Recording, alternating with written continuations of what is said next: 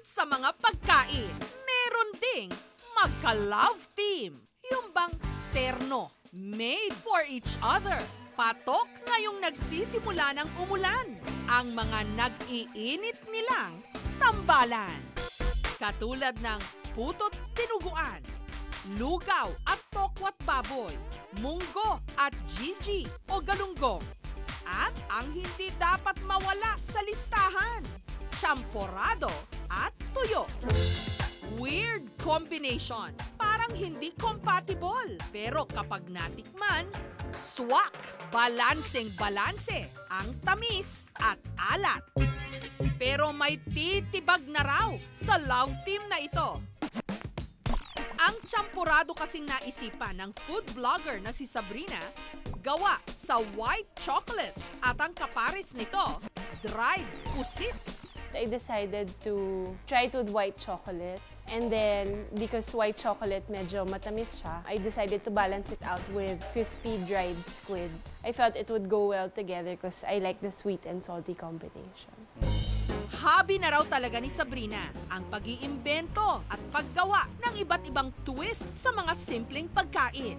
Mas matamis daw kasi ang lasa ng white chocolate, kaya naisipan niyang ito ang gamitin. At dahil paborito niya ang pusit, ito ang ipinalit niya sa tuyo.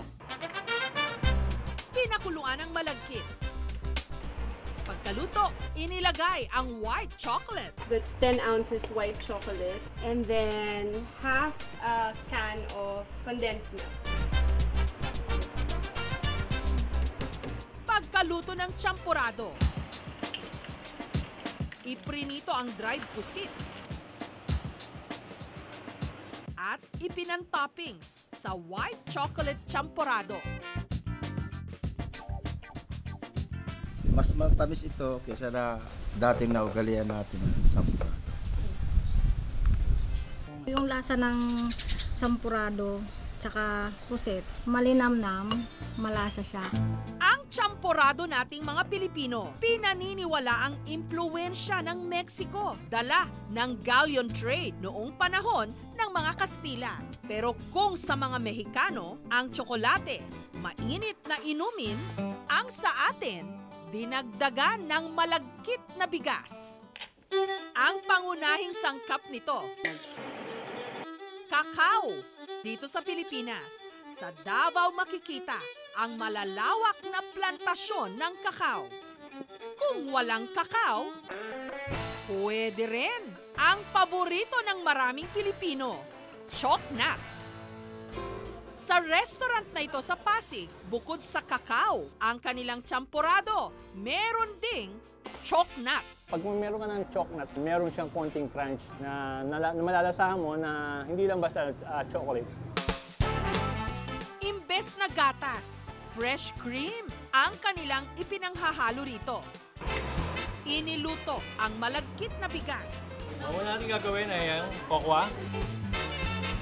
tsokolate, at kaunting asukal. Fresh cream for topping. Binudburan ng tuyo, choknat, at mint leaves. Hindi siya masyadong matamis. Mas okay yung lasa niya kasi sa mga normal na champorado.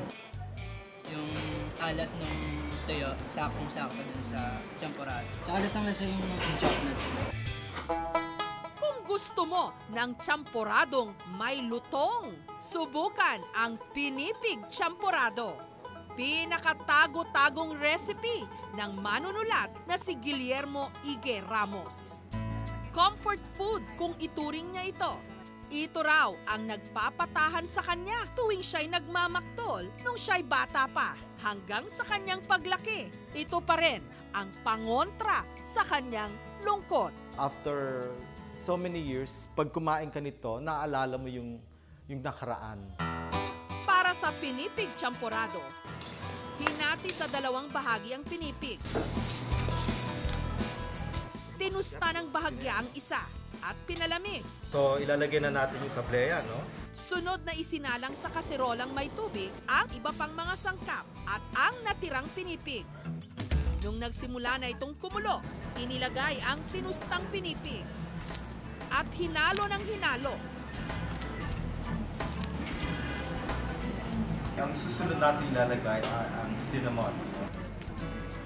Lagyan natin yung pandan, tapos yung asukal. Hinalong muli.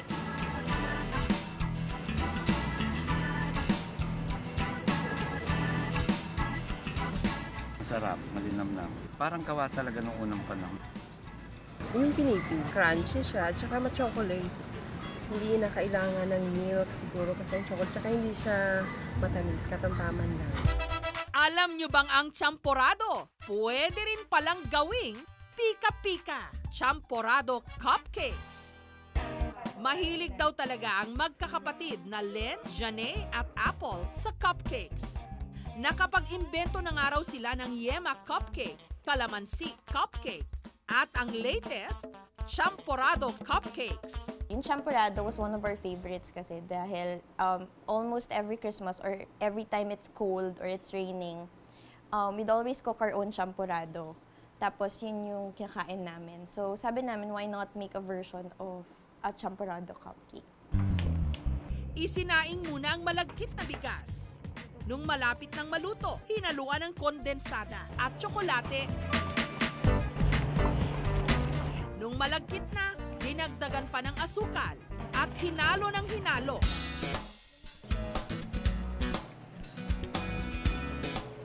Ibinake sa oven ng 30 to 40 minutes.